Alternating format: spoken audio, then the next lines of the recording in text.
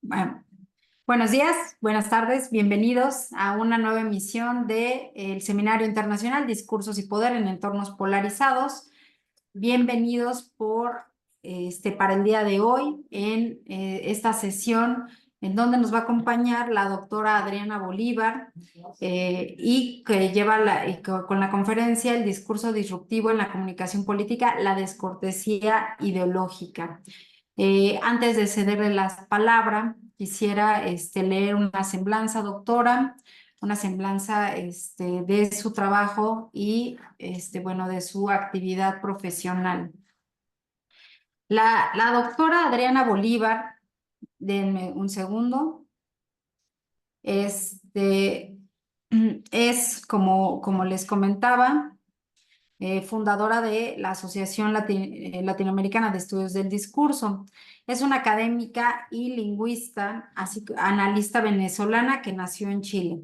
Estudió la licenciatura en inglés en la Universidad de Chile, así como la maestría en filosofía de educación en la Universidad de Londres y el doctorado en filosofía en la Universidad de Birmingham.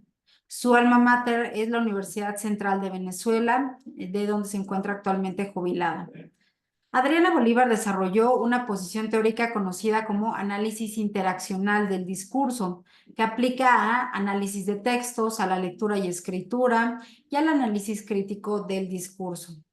Ha publicado en inglés y en español sobre lingüística textual y análisis del discurso descriptivo y crítico, sociopragmática, cortesía y descortesía, discurso académico y discurso político, entre otros. Sus investigaciones en el discurso académico se han enfocado en la formación de formadores e investigadores a través de la escritura y producción de textos relacionados con la investigación. Su objetivo es formar escritores autónomos que fortalezcan la investigación en América Latina y la hagan más visible. Además, ha dictado numerosos cursos, conferencias y talleres sobre este tema.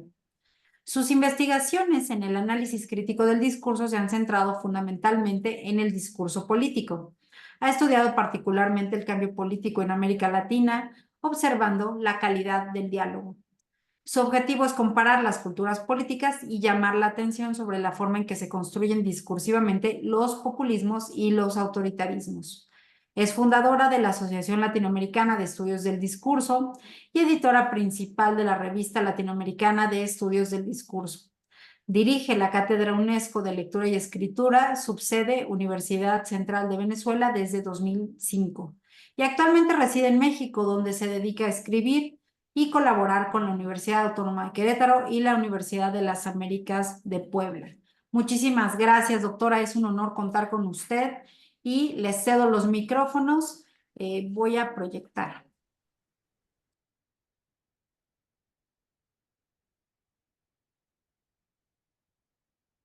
Yo quisiera...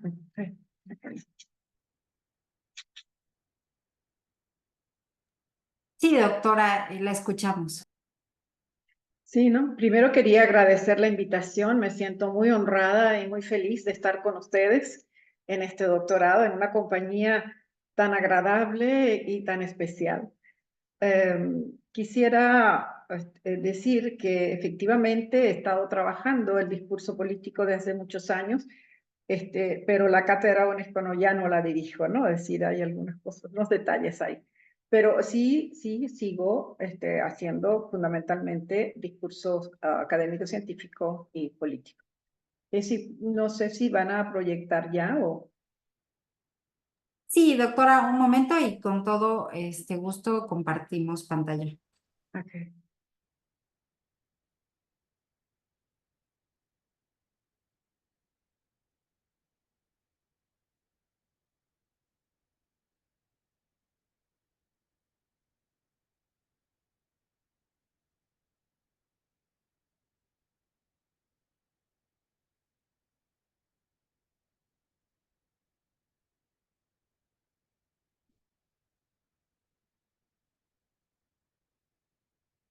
Ahí está.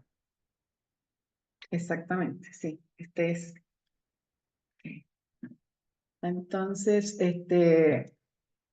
bueno, encantada, repito, de estar con ustedes para hablar sobre este tema, que es me ha interesado en los últimos años, que es el de la normalización del discurso disruptivo en la comunicación política, la descortesía ideológica.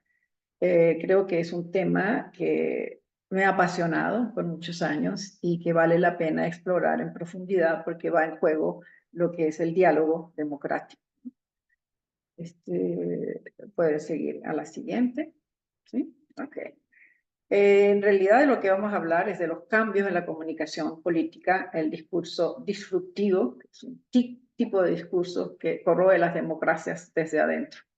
Aquí tenemos dos representantes de este cambio, Donald Trump por un lado y Hugo Chávez, que no, aparentemente no tienen, ¿qué pueden tener en común estos dos, no? Que son excelentes comunicadores, uno de derecha, otro de izquierda, pero coinciden en este estilo disruptivo porque por la forma en que usan el lenguaje, por la forma en que se dirigen, en la forma en que construyen las identidades de sus partidarios o seguidores, ¿no?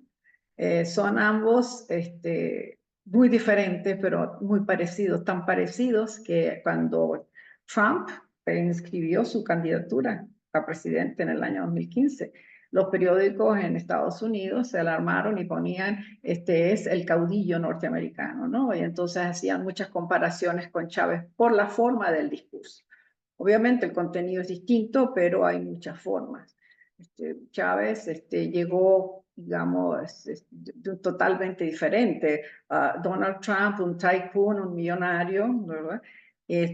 Chávez, un militar, un teniente coronel, que de origen humilde, que llegó primero dio un golpe de Estado, un intento de golpe en el año 92, estuvo preso 2 años, luego llegó a la presidencia por vía del voto.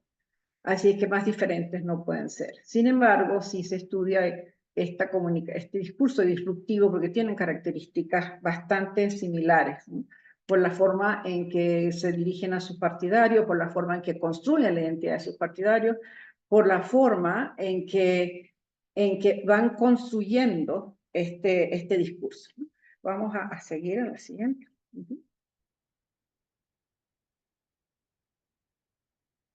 Andrés, la siguiente. Ok.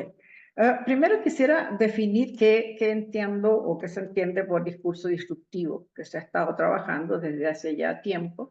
Es un estilo de comunicación política antagonística que se caracteriza por la retórica abrasiva, la descortesía, el uso de descalificación e insultos, es autoritario y busca más el conflicto que la cooperación.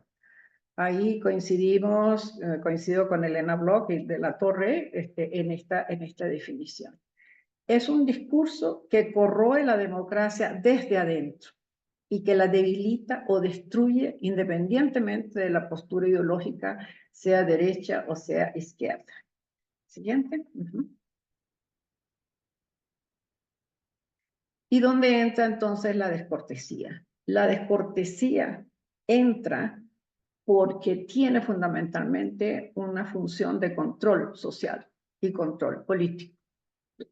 Digamos, la teoría de Brown y Levinson, que fue una propuesta teórica de la cortesía común universal, fue influyente, pero digamos ha sido reconocida como la cortesía como una forma fuerte de control social, ¿no? Se presenta a través de la cortesía, se construyen las imágenes personales, las imágenes sociales, las imágenes de grupo. Pero bueno, esta teoría original de Brown y Levinson fue muy criticada por ser endocéntrica, porque no surgió en nuestros países, es decir, limitada, porque solo ve la cortesía como imagen positiva, negativa, y se le hicieron muchas modificaciones. Entonces se fue más allá de las dicotomías a través de culturas, de las distintas culturas. El primero en darse cuenta que la cortesía y la descortesía eran importantes para la política fue Paul Chilton, en Inglaterra, ¿no? Entonces él vio la cortesía, el ejercicio del poder en procesos políticos y el papel que tenía la cortesía y la descortesía. En el mundo hispano se ha desarrollado este trabajo más intensamente. El grupo EDICE, Estudios del Discurso de la Cortesía, desde Estocolmo, donde, digamos, participa la gente de habla hispana, fundamentalmente se ha ido desarrollando la teoría. Entonces, la descortesía se constituyó en un objeto de estudio en sí misma. Y eso es lo que, digamos, se da en el discurso disruptivo, un alto grado de descortesía. Ahí tiene el trabajo mío, Kaul de Marlene Gon, que es de Argentina, por cierto. Ella extendió la teoría de Brown y Levinson más allá para trabajar la descortesía. Y ahí hay dos nombres que son centrales también en los discursos de cortesía y descortesía, King Pointner y Karl Popper. Ahora bien, desde mi perspectiva y con otros colegas, hemos estado desarrollando el estudio de la descortesía con fines ideológicos desde hace tiempo, Bolívar, 2005, 2008, en España Medina López, en Estocolmo María Bernal. Así que se trabaja la descortesía. Entonces uno se plantea, oye, ¿qué es la descortesía? ¿No? ¿Es ser atento, es ser amable, es lo que hacemos? No, es mucho más allá. Va mucho más allá de mantener sencillamente buenas relaciones en los grupos, sino va al control de los grupos. Así que ponemos atención en relación con lo que es el discurso disruptivo en la descortesía. Siguiente. Next. Okay. Ahora, ¿qué pasa con el discurso disruptivo en que hemos puesto a Trump y a Chávez ahí como ejemplos, ¿no? ¿Qué pasa? Según Elena Bloch, que ya los ha estudiado, que los ha comparado, ha escrito ya 2 libros sobre eso, los mayores indicadores de democracia, pluralismo, Estado de Derecho, integridad electoral, separación de poderes, tolerancia, confiabilidad en la promoción de la libertad y los derechos humanos, han sido retados por estos 2 líderes. Es decir, han puesto en jaque todos estos indicadores de la democracia, ¿no? Pluralismo, el Estado de Derecho, la integridad electoral, lo repito, separación de poderes, tolerancia, confiabilidad en la promoción de la libertad y los derechos humanos se han puesto en jaque. Pueden consultar este libro que es sobre el discurso disruptivo y la retórica populista y la democracia, el caso de Hugo Chávez y Donald Trump. Lo encuentran en internet. Creo que se tiene que comprar, lamentablemente. Pero es un libro que nos muestra cómo personajes tan opuestos pueden producir los mismos efectos. Siguiente. Ok. Ahora bien, ¿por qué nos interesa la normalización o la naturalización del concepto, de la disrupción? Es un fenómeno, hay que tener en mente este concepto porque es un fenómeno, la normalización, se ha normalizado esta descortesía. Al principio todo el mundo, oh, qué horror, qué terrible, ¿no? Cuando Trump empezó con sus insultos a todo el mundo y empezó a atacar a la gente, o cuando Chávez juró por la moribunda Constitución en vez de jurar por la Constitución, o sea, tomar la protesta, o cuando se dirigía a sus seguidores de manera agresiva, eso llamaba mucho la atención. Incluso produjo muchos rechazos, ¿no? ¿Qué pasó? Que se fue haciendo normal, entonces por eso este concepto de normalización es importante, porque se van transformando las relaciones sociales, las normas, los imaginarios de la comunicación pública, que es lo importante para la política, ¿no? La siguiente. Ok. Este es un libro que resultó, que fue el resultado de un encuentro en la Universidad de Estocolmo, en el que participamos analistas del discurso de países de lengua romance, de Francia, de España, de México y de Venezuela, ¿no? Para ver cómo se ha extendido, que no es una cuestión solamente nuestra, de América Latina, sino es en realidad del mundo. El mundo global se ha ido a los extremos. Entonces se habla de los discursos políticos de los extremos, en lo que está esta normalización de la agresividad, normalización de la descortesía. El libro, si lo quieren, yo se los puedo enviar, y hay trabajos interesantísimos sobre España, pues sobre España, sobre gobiernos de derecha y gobiernos de izquierda. Ahí yo tengo un capítulo que se llama La construcción discursiva de la Revolución Bolivariana. Así es que es importante ver cómo hasta dónde llega todos estos conceptos de los que yo estoy hablando. Sí, la siguiente. Ok. Ok. La normalización de la descortesía ha sido objeto, pues, de estudio. Y también pueden ver un capítulo que ya salió sobre la normalización de la descortesía en el diálogo político en América Latina, España y en los Estados Unidos. Es decir, yo no solamente me dediqué a trabajarla en Venezuela, sino a ver qué pasaba con Estados Unidos y qué pasaba con España. Es muy, muy interesante ver cómo en la superficie, digamos, en los estilos se dan las similitudes, pero por supuesto los contenidos son diferentes. Ya veremos. Y aquí está el título del libro que les acabo de mostrar, ¿no? El discurso político de los extremos, expresiones de populismo en países de habla romance. Sí, romance se dice, ¿no? Todo esto para mostrar que este proceso de normalización está, digamos, en la base al que debemos estar atentos, porque se va aceptando cada vez más y cómo se va normalizando todo lo que es la disrupción.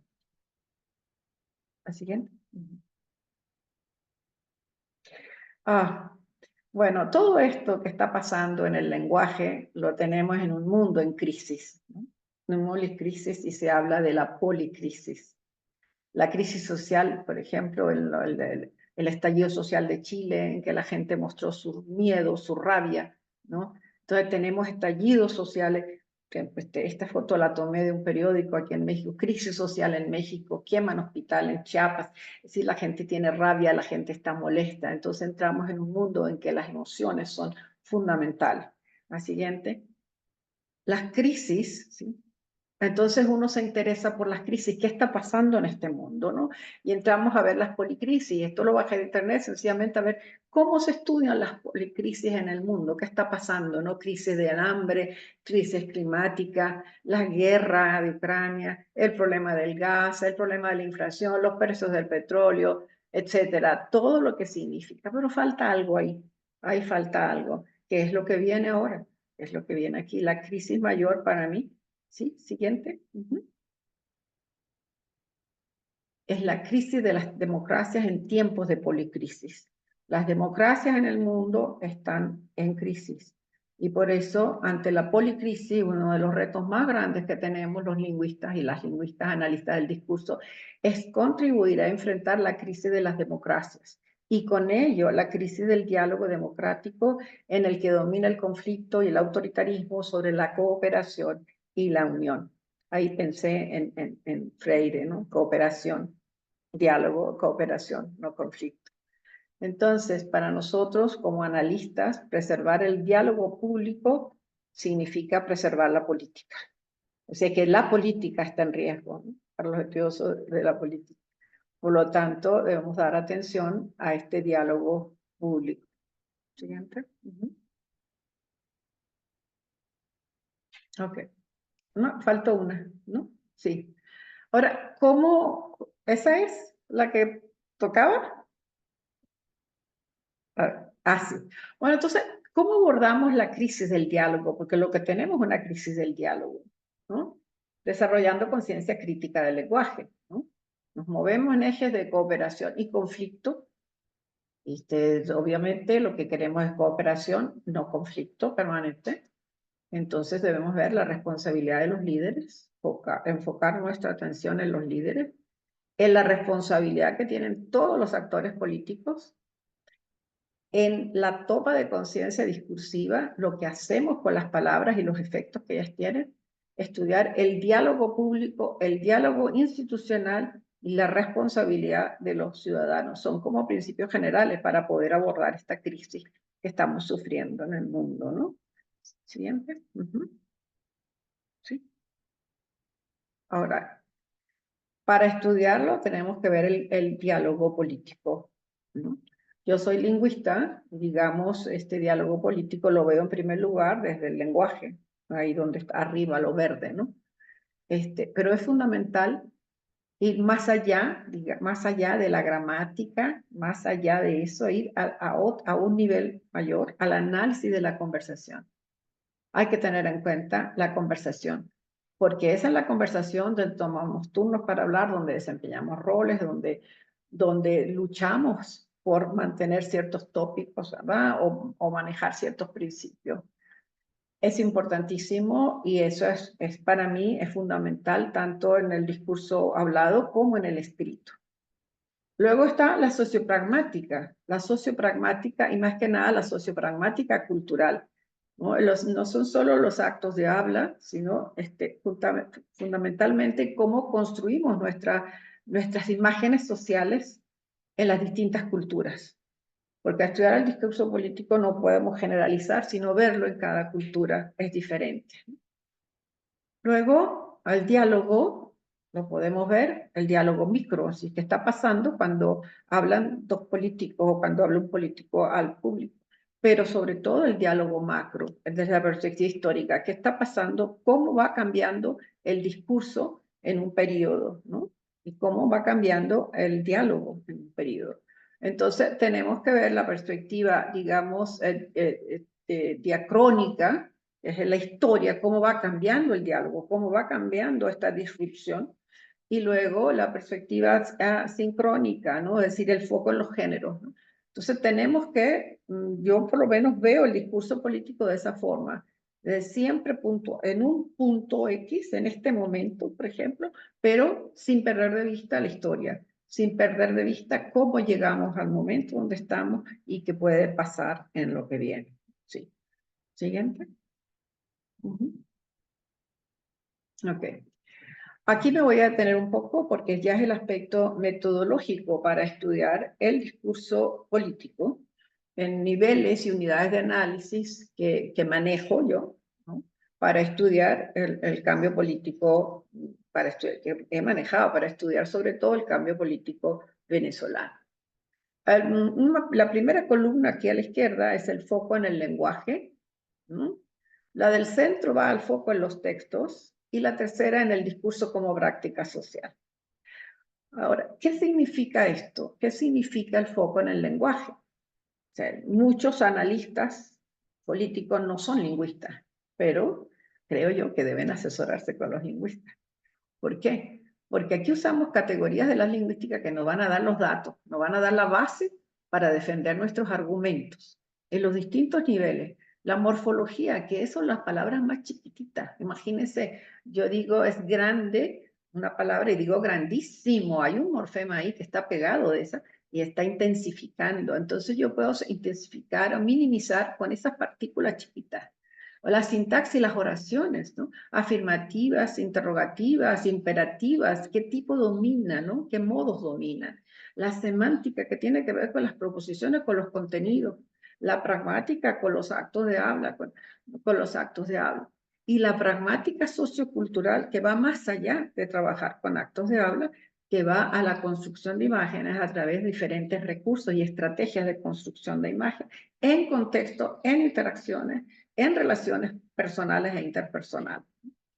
Bueno, el foco en los textos orales, escritos, multimodales. Yo he analizado discursos presidenciales, es decir, discursos, textos escritos, textos multimodales, es decir, de distintas formas, ¿no? Con las categorías de la lingüística textual, la lingüística funcional, pero aquí entramos en la interdisciplinariedad. Es decir, ya la lingüística tiene que entrar a trabajar con otras disciplinas. Entonces estudiamos los géneros discursivos de la política, ¿no? Los distintos géneros, es cierto, pero no nos podemos quedar con los géneros, sino ver cómo se conectan. Por ejemplo, inscripciones de candidatura, discursos de presentación de candidatos, discursos de campaña electoral, discursos de rendición de cuentas, etcétera. Toda la variedad de géneros que hay en el campo político. Pero vamos más allá de las oraciones, nos vamos a ver a patrones textuales. ¿Qué significa patrones? Patrones retóricos, es decir, cómo se van organizando los discursos. Fíjese que en la conversación se toma turnos. Bueno, en los textos escritos pues también hay algo así como tomas de turno, porque el que escribe va construyendo un diálogo y se va viendo a través de patrones en los que se inicia una interacción, se sigue y se continúa y se cierra, y el responsable es quien escribe, ¿no? Ahora se dan microintercambios en turnos de habla, pero también se dan intercambios entre el que lee y el que escribe. Entonces hay que tener atención en cómo se maneja lo del lector y del escritor. Ya el discurso como práctica social, vamos todavía más allá de la interdisciplinariedad, vamos a la multi y la transdisciplinariedad. Y aquí entramos en otras categorías, que son categorías o dimensiones de la acción social, de las culturas, de la historia, de la cognición, y vemos el diálogo macro a través de la historia. Vamos viendo las ideologías y vemos los macro intercambios. ¿Qué quiero decir yo cuando hablo de micro y macro? Bueno, se lo voy a mostrar, pero digamos, yo puedo estudiar cómo un presidente se dirige a través de los medios a critica a los medios. Los medios le responden, ahí tenemos un tipo de diálogo que es mediado, ¿no? Entonces no es solamente el diálogo de la conversación, que ahora yo estoy conversando con ustedes, tengo todos los turnos, soy la que tiene la palabra, ustedes no pueden hablar. Pero si estuviéramos presencialmente, quizás podríamos intercambiar, ¿no? Entonces, este manejo de turnos también se hace a través de la prensa. Y eso yo lo estudié, pues, viendo cómo, por ejemplo, el presidente se dirigía a los medios respondían y había reacciones. Ya también vamos a ver eso. Pero quiero decir que estudiar el discurso político no es solamente estudiar el lenguaje, sino estudiar los textos, cómo se van construyendo, los géneros los nuevos géneros que surgen, quién maneja, quién tiene el control, ¿no? Y por supuesto, todo lo que es el análisis crítico del discurso, donde entra pues, el estudio de las ideologías, el control de las ideologías. La siguiente. Este es un libro que yo publiqué en 2018, El discurso político como diálogo, una perspectiva latinoamericana. ¿Y por qué le puse perspectiva latinoamericana? Porque nosotros como analistas tendemos a tomar corrientes europeas fundamentalmente, ¿no? Anglosajonas, francesas, y quería que quedara claro que esto era una perspectiva latinoamericana centrada en el diálogo. Ustedes se pueden ver, son pocos los estudios que se hacen sobre el diálogo político, aunque se puedan trabajar momentos, ¿no? Pero no el diálogo, digamos, como una noción central.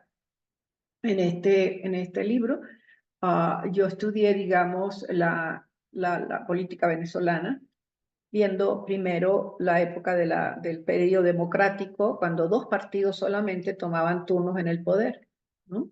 Acción Democrática y COPEI, ¿no? Ahí estuvimos 40 años, hasta que hubo un cambio radical a partir del 94, cuando asumió Chávez, ¿no? Y entonces fue cambiando ese diálogo de tomar turnos, fue cambiando cada vez más a convertirse pues, en un antidiálogo, ¿no? Un no diálogo y digamos, con unas estrategias retóricas que ya veremos también. Entonces, quería solamente decir eso, que una vez que que analizo esto, me metí en el populismo y cómo va cambiando el populismo. Tenemos un populismo clásico, un neopopulismo, luego un populismo, terminamos con un populismo autoritario, militarista, ¿no? Entonces, ¿cómo va cambiando? Pero porque va cambiando la gente, el discurso no cambia solo, van cambiando los actores políticos y va cambiando la gente. Eso creo yo que es fundamental. Por eso que yo ya hago mi trabajo, análisis del diálogo, ¿no? O sea, el discurso como diálogo, no solo como representación. La siguiente. Ok. El diálogo populista pues ha sido estudiado de muchísimas formas. ¿Qué significa populismo? Nosotros estamos trabajando con populismo. En el que fundamentalmente hay pues tres ejes, ¿no? El yo líder, generalmente el líder es el salvador de la patria, es el profeta, es el maestro, es el padre, ¿no? El padre protector, el padre en Venezuela, el padre que da las dádivas, ¿no? Eso. El nosotros, que es yo, líder, y tú, ustedes, pueblo, ¿no? Nosotros, como ustedes, pueblo, y ellos son los enemigos, ¿no? Para izquierda son los oligarcas, los capitalistas, para derecha son los comunistas. Pero digamos que es un cuadro con el que se puede trabajar y ver las diferentes variedades que puede haber de populismo. En el libro que les acabo de mostrar, ahí está pues, referido exclusivamente al populismo venezolano que se convirtió en militarista. ¿Sí? Ok. ¿Por qué el diálogo político es fundamental? ¿No? y aquí nos tenemos que ir a la filosofía, queramos o no. La ausencia del diálogo público implica la supresión de la participación ciudadana y por lo tanto la desaparición de la acción verdaderamente política. O sea, para tener acción política necesitamos el diálogo político y la participación ciudadana. Cuando no hay participación ciudadana, pues no hay diálogo y por lo tanto no hay política. Este es Carlos Kohn, un filósofo venezolano que ha trabajado mucho a Hannah Arendt. A ustedes les suena seguramente porque trabajan en eso, ¿no? Siguiente, sí, el valor. El diálogo público y las democracias es un tema que debemos tener presente, ¿no? El diálogo y el Estado de Derecho se presentan como la mayor esperanza para participar en una democracia que favorezca la pluralidad. Eso viene de Hannah Arendt, ¿no? Es decir, Hoyos Vázquez, que está mencionado ahí, es un filósofo colombiano que estuvo en Venezuela, porque teníamos muchos encuentros sobre diálogo, imagínense. Cuando veíamos que el diálogo tambaleaba, formamos grupos de investigación para estudiar qué estaba pasando e invitábamos gente, ¿no? Y ahí encontramos apoyo pues en la filosofía.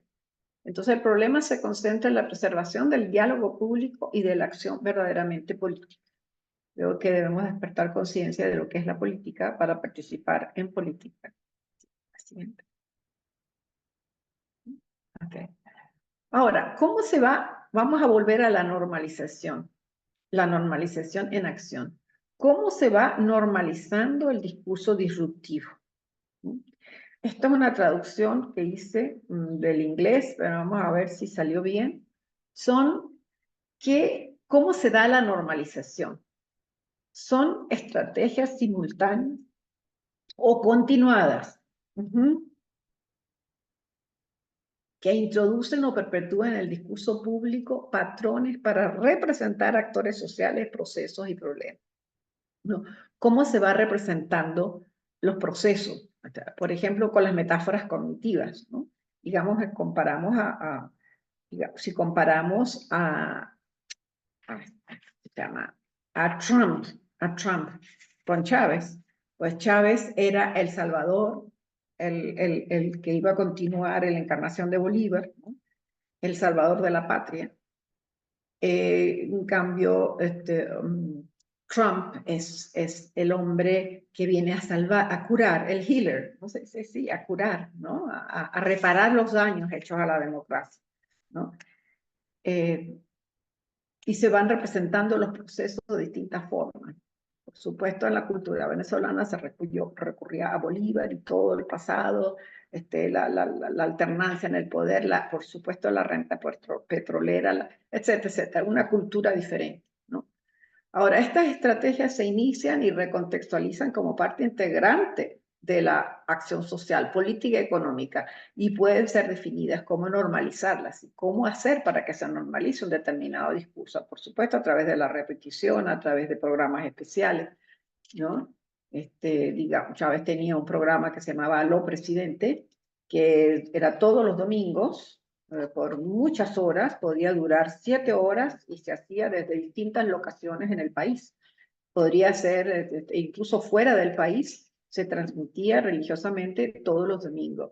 Entonces, la repetición, la recontextualización, el contacto constante con la gente, ¿no? Es importante, es una estrategia. Y son estrategias diseñadas para cambiar no solo normas sociales de conducta, sino también para obtener legitimidad para el cambio y la introducción de un nuevo orden. Es decir, son formas se va normalizando, pero al mismo tiempo se va obteniendo la legitimidad para cambiar, ¿no? Ya una vez que se está introducido el cambio en la norma, pues ya sirve como carta para hacer cualquier cambio, ¿no? Sí. Siguiente. Ahora, la normalización, en el caso, yo lo vi en el caso venezolano, se da pues en dos planos, en el plano del nivel macro, en el micro es el comportamiento lingüístico cotidiano, ¿no? El foco en los actores sociales especiales, se va normalizando la disrupción, se va normalizando el discurso, digamos, agresivo, la retórica agresiva, ¿no?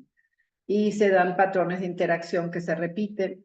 Bueno, en el nivel macro se da a través de los grupos sociales, en el micro a través de actores sociales, y acá en este fundamentalmente el lado micro entra la lingüística, ¿no? Y el discurso, acá entran otras disciplinas para ver cómo se van creando estos patrones sociales. Siguiente. Ok. La descortesía en el discurso populista ha sido estudiada también en Europa, ¿no? También en Europa, de hecho, Ruth Wodak y estudiaron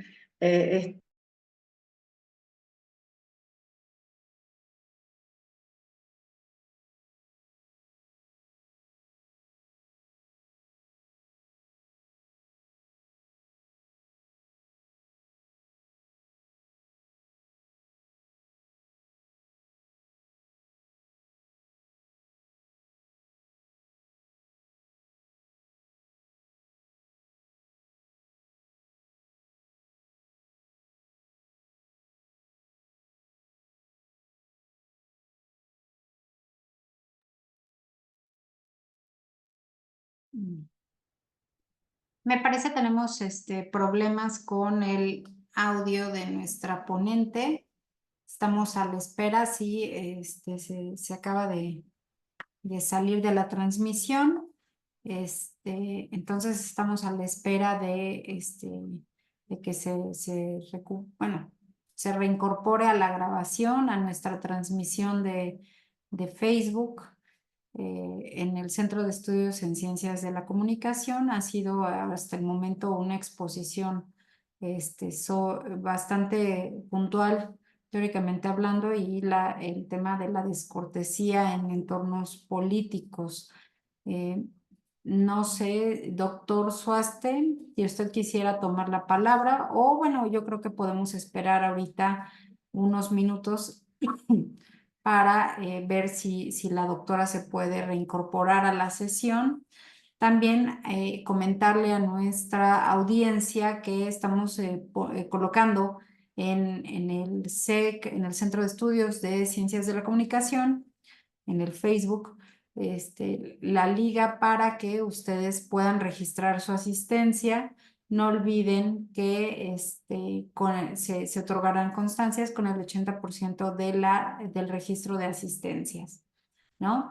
Y de igual manera, si tuvieran preguntas o comentarios hacia la exposición, tanto de la doctora Bolívar como a la exposición y los comentarios que haga el doctor Suaste, nos los hagan llegar por la misma vía, es decir, por el Facebook del Centro de Estudios en Ciencias de la Comunicación.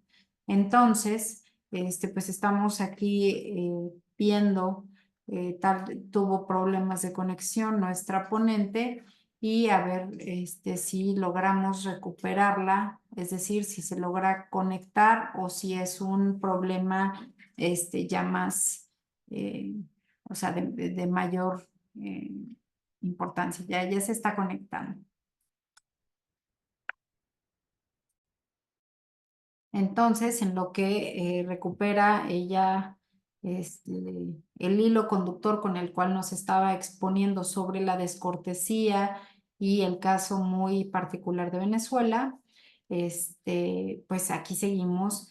Y les digo, pueden, para registrar su asistencia, colocamos en los comentarios del Facebook del Centro de Estudios en Ciencias de la Comunicación, colocamos ahí el formulario, el de Google Forms, y también si tuvieran preguntas tanto para ella como nuestro comentarista, por favor háganosla llegar por la misma vía. Doctora, qué bueno. Ok, pero estaba en otra, ¿verdad? Qué lástima, me perdí. No se preocupe, no se preocupe. Sabemos que esto puede pasar con la tecnología. Sí, Muchísimas ojalá no gracias. se vaya de nuevo, ¿no?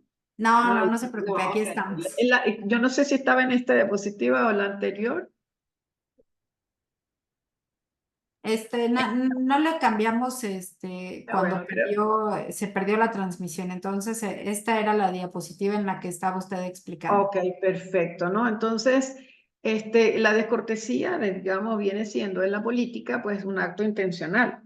En el caso del discurso disruptivo, es un acto violento, grosero, uncivil, ¿no?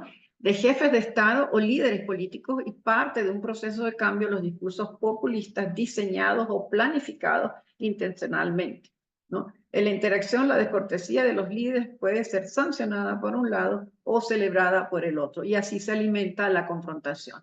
Entonces, fíjense cómo la descortesía alimenta la confrontación, porque quienes están del lado del descortés lo aplauden, ¿no? Y los que lo rechazan, y por otro lado están los que rechazan eso. De hecho, se ha dado pues en distintos países, cuando el líder se porta de manera grosera, e incluso en Venezuela incluso hubo marchas, la gente protestando por el cambio cultural, ¿no? Sí tengo estudios en que, por ejemplo, un general eructó frente a las cámaras y la gente salía a la calle y decía ni un eructo más, es decir, era ver que sus patrones culturales, sus valores culturales se van cambiando, ¿no? Así es que el enfoque crítico pues tiene que tomar en cuenta pues la parte ideológica. Ahora vamos a la siguiente antes de que se me vaya otra vez la. ¿La próxima? Ok. Entonces la violencia verbal en el ámbito político se materializa en los insultos. Los insultos, ¿no? Fíjense que uno se mete en internet y pone los insultos del presidente tal, los de tal presidente, y le aparecen todos los presidentes los insultos catalogados por distintas formas, ¿no? Ahora, ¿por qué? Porque tienen un efecto perlocutivo. ¿Qué quiere decir? Que alguien los debe reconocer como insultos. Si no son reconocidos como insultos, pasan, ¿no? Tiene una función social, dividen y cohesionan. Cohesionan en torno al que insultó, pero dividen el que no los quiere, ¿no? Tiene una función política, deslegitiman al otro, deslegitiman. Forman parte del juego político, pero se pueden poner límites, y existen límites. Por ejemplo, el Parlamento español tiene límites, se puede llegar hasta cierto punto, de ahí ya no se traspasa y se sanciona, ¿no? El problema está cuando no hay sanciones, ¿no? Y tienen efectos cognitivos importantes, ¿no?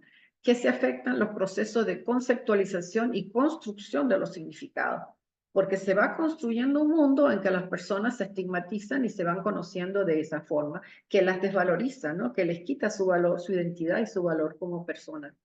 Siguiente. Ok.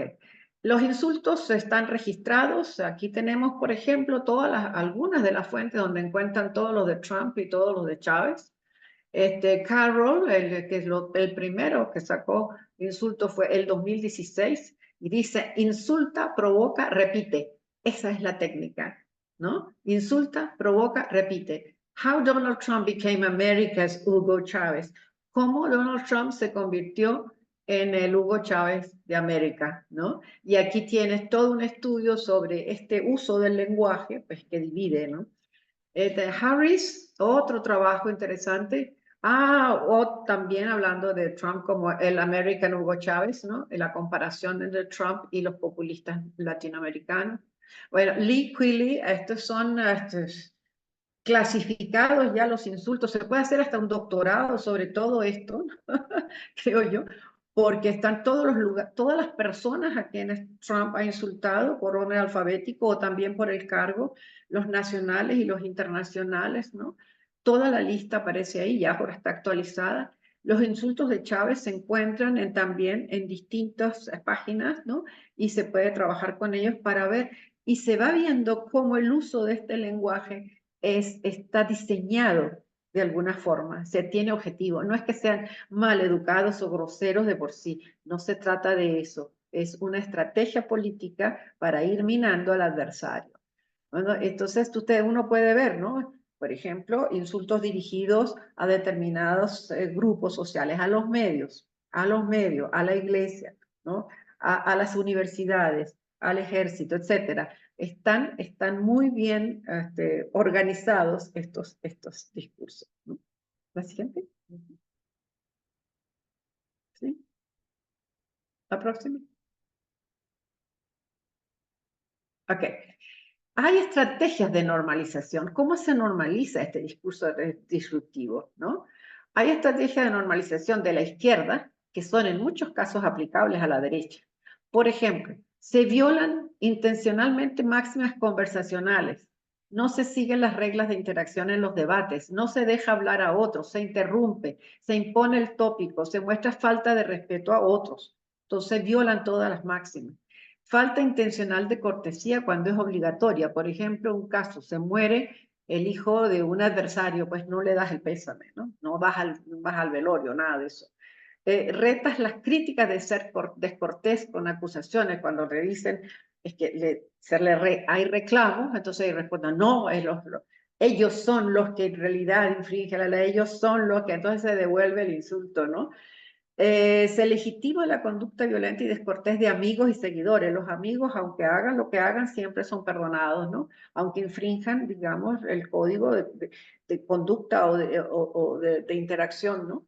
La vinculación afectiva con el enemigo es siempre negativa, ¿no? Todos los insultos y todo lo que va asociado con lo malo, ¿no? Con nada bueno. Se insulta y se maldice al otro con el fin de avergonzar, ridiculizar, mostrar desprecio, destruir la autoestima. Pero lo peor de todo es ignorar al otro. El peor insulto, creo yo, la estrategia de normalizar este tipo de discurso disruptivo es no mencionar los nombres, las ideas, las acciones. O sea, eso es una especie de insulto, es no darles cabida en el diálogo. Siguiente. Yo creo que me faltó la anterior, que era la de la derecha. Sí. Ah, no, aquí están las de la derecha. Bueno, las de la derecha las han estudiado mucho Ruth Wodak, Culpeper y Semino en Europa, comparando a Trump con otros líderes de derecha, por ejemplo, Trump y Berlusconi, ¿no?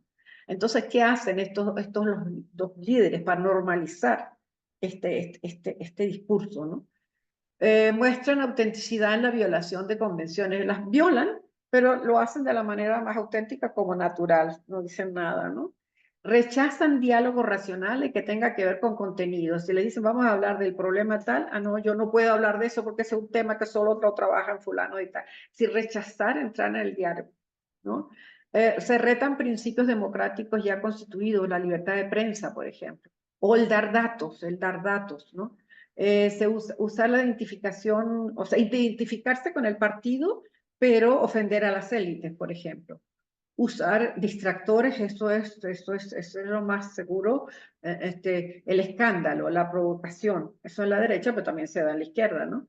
Y facilitar la implementación de la normalización de políticas excluyentes y antidemocráticas y medidas o propuestas por los partidos principales o tradicionales. Es decir, todos son estrategias para normalizar este discurso disruptivo.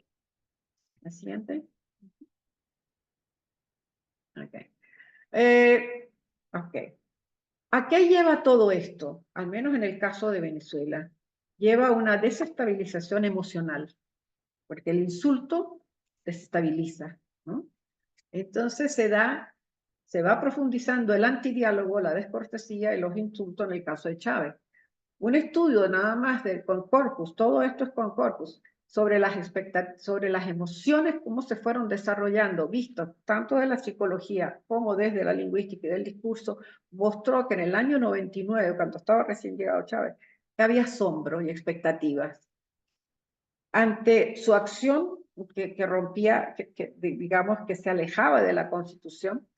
Hubo una respuesta moderada del público, salía a la calle a tocar cacerolas. Después hubo respuestas explícitas de odio, ¿no? Marchas y banners, o sea, carteles, ¿no? Con insultos también. Se intensificó la verbalización polarizante, se militarizó el discurso de odio, ¿no?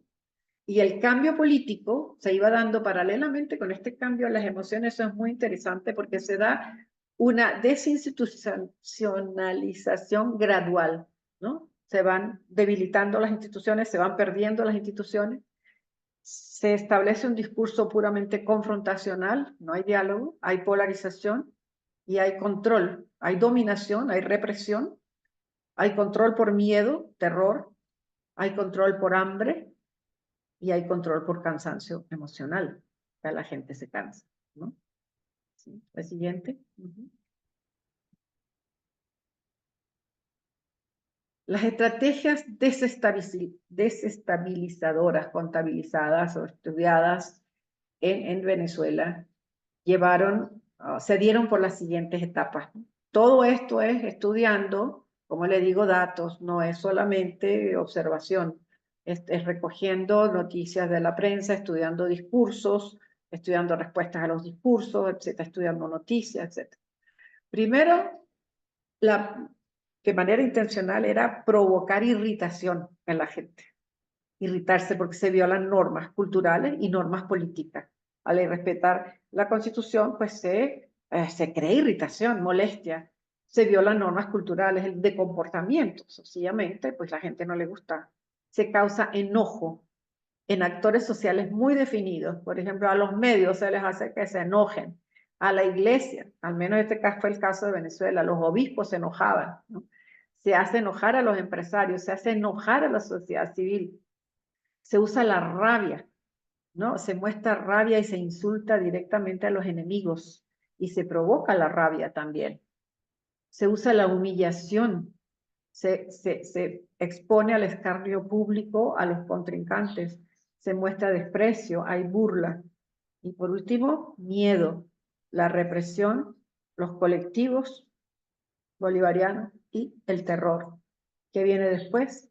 Desesperanza y tristeza, emigración masiva, y a los que retornan se les estigmatiza como trocheros. En este momento, la migración, según las últimas cifras, la migración venezolana, tenía 8.8 millones de migrantes, gente que se ha ido, en un país que no tiene más de 30 millones de habitantes. Entonces es bastante desesperanzador ver cómo el discurso disruptivo mata a las democracias. Y a eso es lo que yo quisiera llamar la atención. Y creo que con eso vamos a terminar. ¿Sigue? Ah, no, falta lo más importante, que no solamente el discurso disruptivo, como aunado con la acción política, va produciendo patrones de interacción social. Me estoy refiriendo exclusivamente al caso de Venezuela. Es la práctica del insulto como generadora de odios. Entonces se van dando patrones. Estos fueron todos patrones generados a través de la prensa. Un patrón es que hay un inicio, digamos, el presidente insulta, ¿no? Responden con insulto y él cierra con insulto, ¿no? Estos son los macrointercambios que yo llamo, no el intercambio de la conversación, sino el macrointercambio, ¿no? Ahora otro patrón, se inicia con insultos a los medios, se les llama mentiroso. La respuesta con insultos de los medios, ¿no? Los medios se unen e insultan a su vez al presidente. ¿Y cómo termina? Con la gente agrediendo a los periodistas en la calle, ¿no? Quemándoles sus carros, en fin, agrediéndolos. Otro patrón se inicia con insulto a un periodista a quien se le llama vendido. Viene una respuesta también con insultos de distintos periódicos, de distintos medios de comunicación, y que viene un cierre con afiliación de grupo. Se une toda la prensa para oponerse al gobierno. Ahora otro patrón, se inicia con insulto y violencia militar. Hay respuesta con insultos polarizados, hay marchas. Imagínense hasta dónde llegaron los insultos, ¿no? O sea que un insulto, sale la gente a protestar contra un insulto, ¿no? Un militar que allanó una compañía, ¿no? Que fue el que eructó frente a las cámaras, la gente salió a las calles a protestar, porque esto nunca se había visto, ¿no? Entonces, bueno, al final el militar, digamos, que rompió todas las reglas, fue condecorado por el presidente como general del pueblo. Ves, Carles, eructales otra vez, decía el pueblo. Entonces, ¿cómo se va descomponiendo una sociedad, ¿no? ¿Cómo se va polarizando? ¿Cómo se va dañando, ¿no? ¿Cómo se va perdiendo un poco la esperanza? La siguiente. Los efectos emocionales de la confrontación en encuestas a estudiantes universitarios.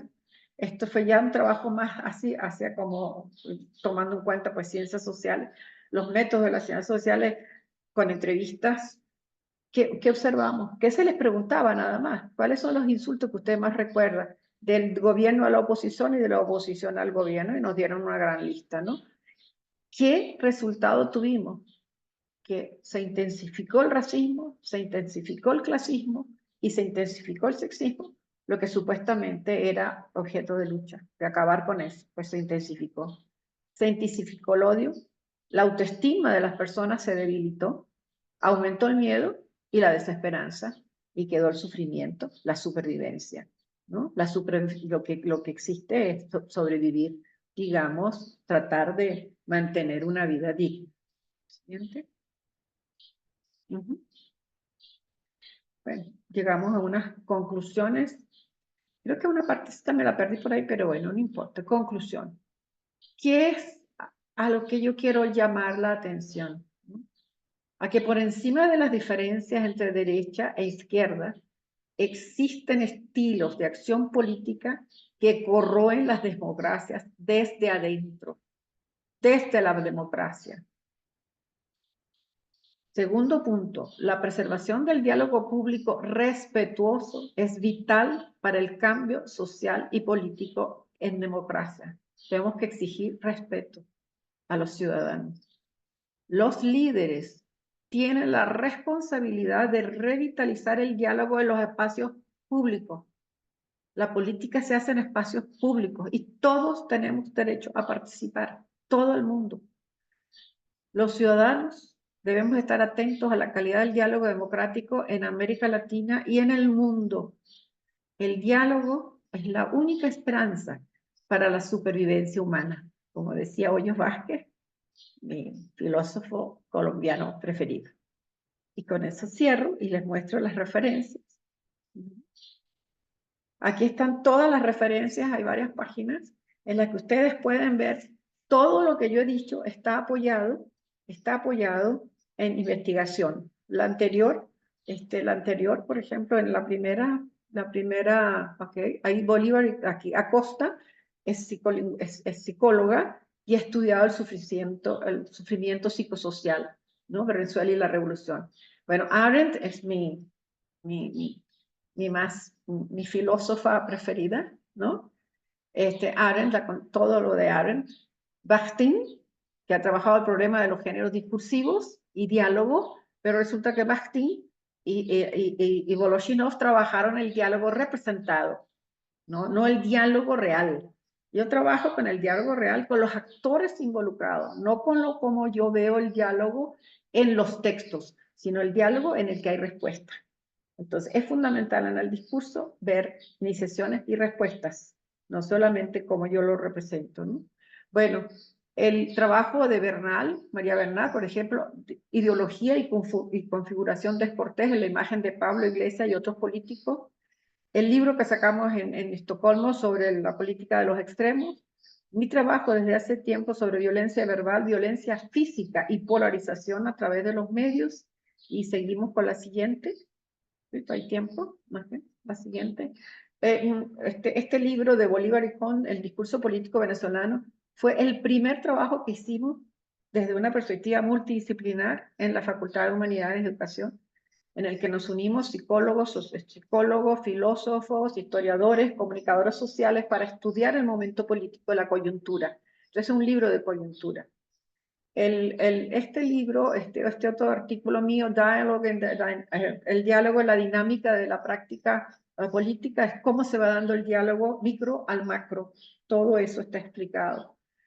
Un punto que me estudié mucho tiempo son las disculpas, porque por supuesto que las afrentas y la confrontación, los insultos requieren apologies, es decir, disculpas de los jefes de Estado en los conflictos diplomáticos. He estudiado los conflictos diplomáticos entre Venezuela, Ecuador, Colombia, ¿no?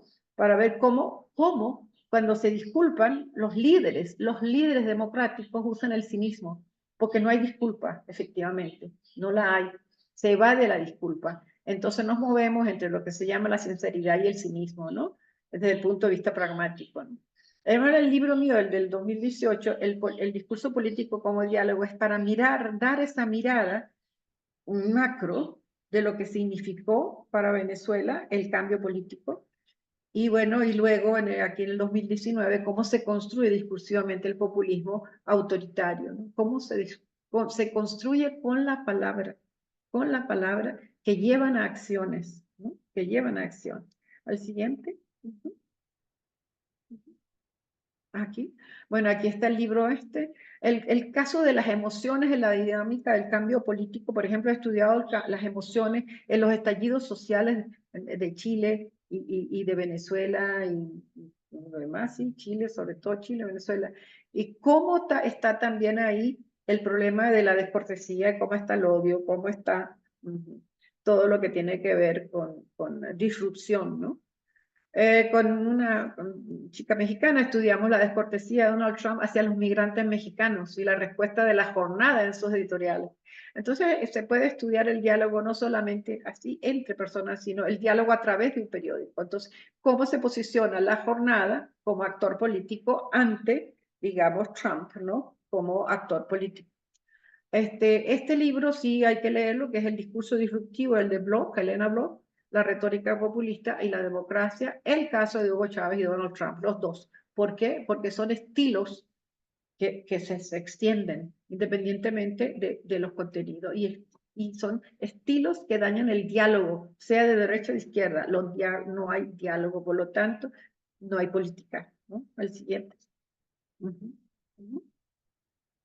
Okay.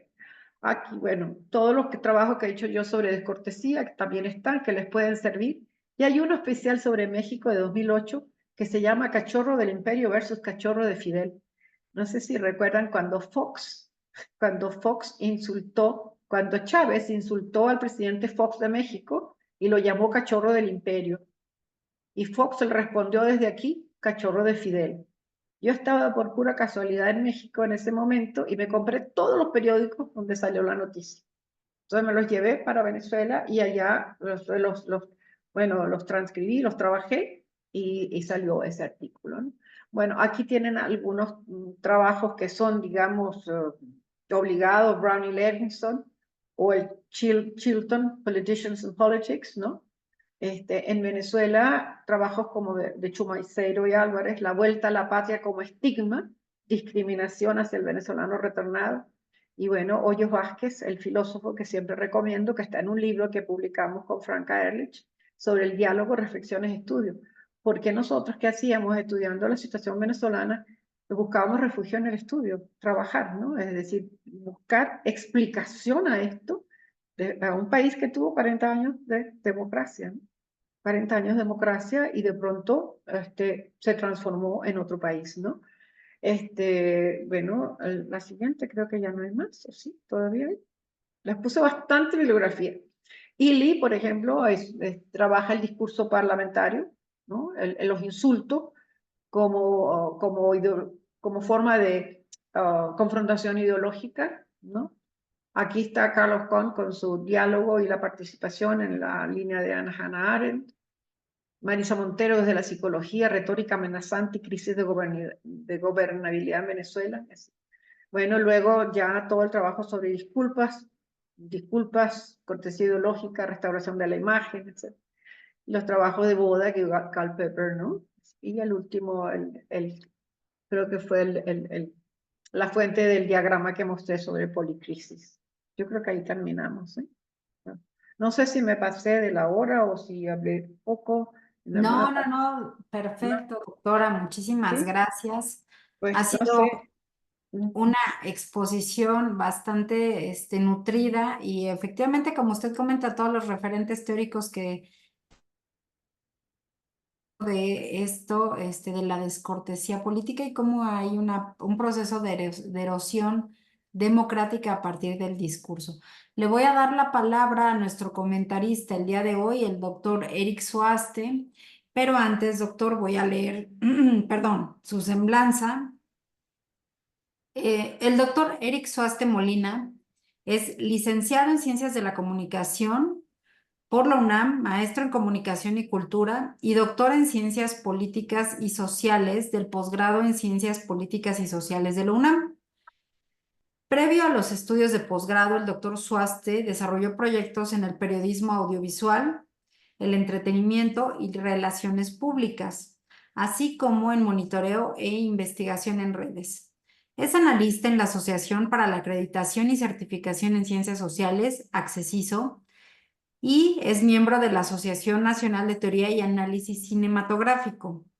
El doctor Suaste es docente e investigador en la Facultad de Ciencias Políticas y Sociales de la UNAM, en donde imparte las asignaturas de lenguaje, cultura y poder, teoría y análisis del discurso, teorías de la significación, taller de redacción y comprensión de textos. Sus principales líneas de investigación: análisis del discurso, el discurso audiovisual, teoría y filosofía del cine y teoría del afecto. Doctor, bienvenido, muchísimas gracias y le cedo los micrófonos para hacer comentarios a la exposición de la doctora Adriana Bolívar. Muchísimas gracias, doctora. Espero que me escuche bien y no haya problemas tampoco tecnológicos, ¿no? Buenas tardes a todos. Agradezco al Centro de Estudios en Ciencias de la Comunicación, así como a la doctora Andrea Samaniego, que hizo esta presentación, y a la maestra Alejandra Patricia de Alba, que son quienes han organizado esta serie de conferencias. Les agradezco mucho por la invitación. Saludo también a quienes nos siguen en la transmisión y desde luego a la doctora Bolívar, que me siento honrado de poder intercambiar pues comentarios y puntos de vista acerca del trabajo que nos presenta esta tarde y que sin duda se encarga de un fenómeno relevante porque se presenta en la coyuntura internacional actual. Al ser el discurso político una de las principales prácticas discursivas que movilizan a grandes grupos sociales, podemos decir incluso que a multitudes, puesto que este discurso se amplifica en los medios de comunicación, por ejemplo. A mí me gustaría, si me lo permiten, enmarcar este comentario en el marco general de la comunicación, sobre todo por los y las estudiantes que nos escuchan en Facebook. Y bueno, particularmente centrarme en la relación entre lenguaje y poder que se muestra en medios de comunicación masiva y que actualmente extienden estos discursos polarizantes en la arena de la opinión pública, como es el caso del discurso disruptivo que nos presenta la doctora Bolívar. Considero que el trabajo de la doctora se concentra en una forma de discurso vigente, actual, que podemos encontrar en las declaraciones, acciones y construcción de narrativas de la política internacional y de manera más cercana a nosotros, pues en Latinoamérica. Me gustaría retomar el fenómeno de la descortesía, que recordemos es definido por la doctora Bolívar como una estrategia intencional de comportamiento abusador y conflictivo, cuyo propósito es retar, modificar o aniquilar el status quo y o perpetuarse en el control del poder. Y además es importante que también la define como una práctica discursiva y por tanto esta práctica es ejecutada por líderes políticos internacionales que han concentrado, considero, sus estrategias de persuasión y adhesión a sus proyectos ideológicos en la creación de la división, de la polarización, ¿no? Esta polarización hemos podido observar, lo observamos justo en los periódicos, lo observamos en las conferencias de prensa, ¿sí? En los discursos oficiales de los jefes de Estado, por ejemplo. Esta división funciona al utilizar al lenguaje como un medio de dominación y fuerza que legitima relaciones de poder. Y esto es coherente con el proyecto de análisis crítico del discurso que concibe de ese modo el ejercicio del lenguaje, ¿no? Y que a través de la enunciación designa como enemigos a aquellos o aquellas que no comulgan con las ideas y o las creencias del proyecto político en turno, ¿no?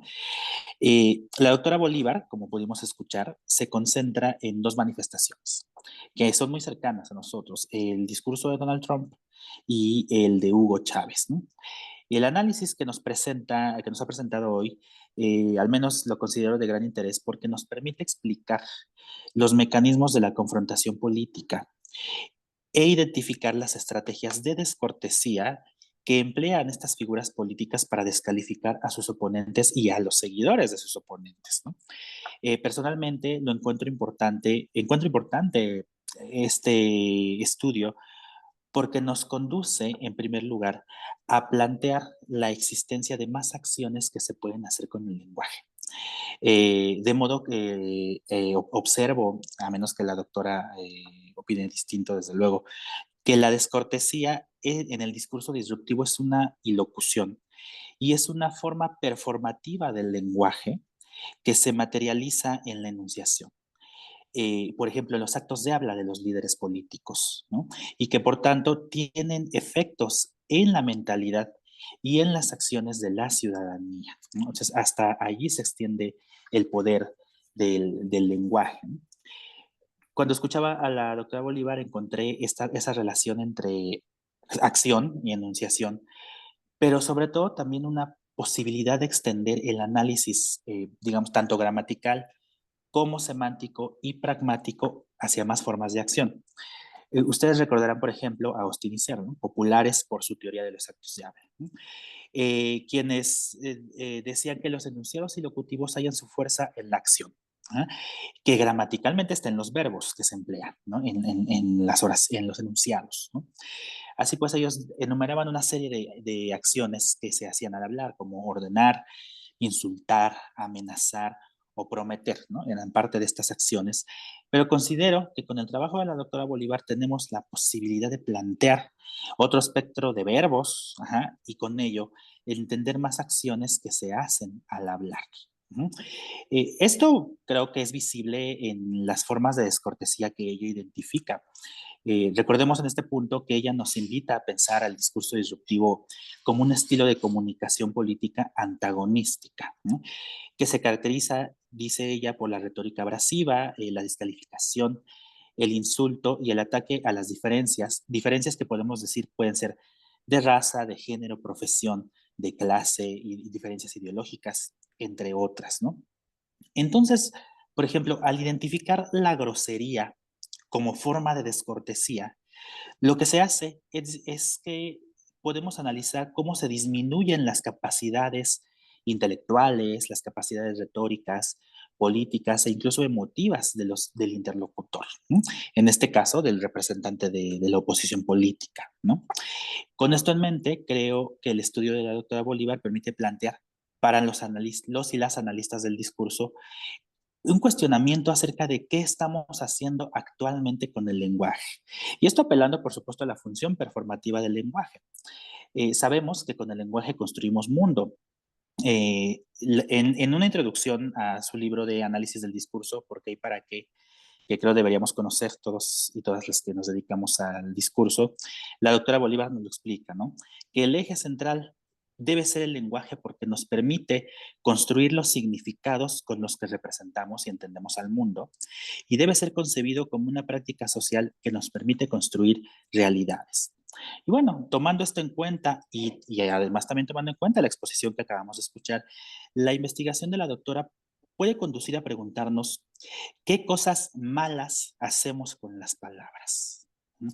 Y ello nos lleva a un diálogo con otros autores y autoras que tienen la misma preocupación, como es el caso de Antonio Blanco, quien se ocupa de los actos de habla hostiles, los cuales podemos ubicar en el discurso disruptivo, por ejemplo. Pero bueno, más allá del enunciado, porque creo que ahorita me concentré mucho en eso, más allá del enunciado también está el contexto, ¿no? Como ya decíamos, el discurso disruptivo es un fenómeno observable en el discurso de la política latinoamericana, cuyos gobiernos comienzan a centrarse en prácticas conservadoras, de derecha y de carácter autoritario, ¿no? Entonces, las formas de descortesía y las categorías de análisis que la doctora Bolívar utiliza pueden emplearse para el análisis de discursos como el de Javier Milei, quien ya ha cargado contra el presidente mexicano, Andrés Manuel López Obrador, pues dijo que un ignorante como López Obrador hable mal de mí, me enaltece, ¿no? Y desde luego, AMLO no se quedó atrás y le respondió, ¿no? Y dijo, Milei afirmó que soy un ignorante porque le llamé facho conservador, dijo nuestro presidente en conferencia de prensa, ¿no? Entonces, allí, en esos dichos, es notorio el efecto perlocutivo del que nos habla la doctora, además de la función del insulto como generador de odios, ¿no? Que también nos habló de esto. De AMLO hay muchos ejemplos, ¿no? Porque también ha cargado contra quien ha podido, y eso lo hemos observado, lo observamos a diario, ¿no? La evidencia está allí, en el discurso, ¿no? Pues a pesar de presentarse como izquierdista, AMLO insulta, descalifica, amenaza, impone y divide, ¿no? Y esto es normal, lo cual nos permite ver que, como dice la doctora, la normalización del discurso disruptivo es perceptible y es un discurso que corroe a la democracia desde adentro y la debilita o destruye, independientemente de la postura ideológica, es decir, sea de izquierda o sea de derecha, como nos indicó la doctora Bolívar. Quisiera resaltar dos cuestiones más, si me lo permiten. Y la primera es que, como resultado del análisis que hemos escuchado y del trabajo de la doctora, pues nos conmina pues a reconsiderar la noción de diálogo, puesto que pareciera que el diálogo solo ocurre en la comunicación cotidiana, cara a cara, ¿no? En lo que conocemos como comunicación intersubjetiva, ¿no? Pero no es así. El que estos líderes, por ejemplo, se respondan a través de las declaraciones en los medios de comunicación, implica la formación de un diálogo que está mediatizado y que se extiende en el terreno de la opinión pública, donde se reproducen los dichos e ideologías de estos líderes, y sucede, como lo explica la doctora, dos cosas: que se confrontan los adeptos, ¿sí?, celebrando un discurso y sancionando el otro, ¿no? Y esto lo podemos encontrar ejemplos como los que ya mencioné, ahora en Argentina, en México, ¿no? Lo segundo que quiero mencionar es acerca de la forma de analizar. Es importante recordar, y lo dijo también la doctora Samaniego cuando presentó el trabajo de la doctora Bolívar, que ella desarrolló una posición teórica conocida como análisis interaccional del discurso, ¿no? Esto a mí me llama la atención porque podríamos pensar en un primer momento que se refiere solo al estudio de la interacción social, pero no se detiene realmente ahí, sino que es una conjunción de categorías del análisis del discurso que sirven también para analizar los textos, analizarles la lectura y la escritura y poder también llevarlo al terreno del análisis crítico del discurso, que encuentro mucho de ese proyecto en el trabajo de la doctora Bolívar, ¿no? Precisamente esta postura teórica empata con los preceptos del análisis crítico porque estudia el lenguaje como práctica social y considera que el contexto de uso del lenguaje es crucial. Pero además, yo considero que en el proyecto de la doctora se manifiesta el vínculo entre compromiso social y compromiso político que propone la lingüística crítica, porque es papel del analista o de la analista del discurso colaborar con la construcción de una sociedad mejor informada, ¿no? Y con esto me gustaría finalizar con los retos que nos propone la doctora Bolívar como analistas del discurso, los retos que tenemos como analistas del discurso, ¿no?, que son los de contribuir a enfrentar las crisis de las democracias y con ello las crisis del diálogo democrático en el que domina el conflicto y el autoritarismo sobre la cooperación y la unión. A mí me gustaría añadir a esto que ella nos dice, que debemos, en consonancia con el proyecto de análisis crítico del discurso, analizar de forma crítica a quienes poseen el poder, analizar a los responsables del poder y a quienes tienen los medios para resolver los problemas que aquejan sobre todo a las minorías.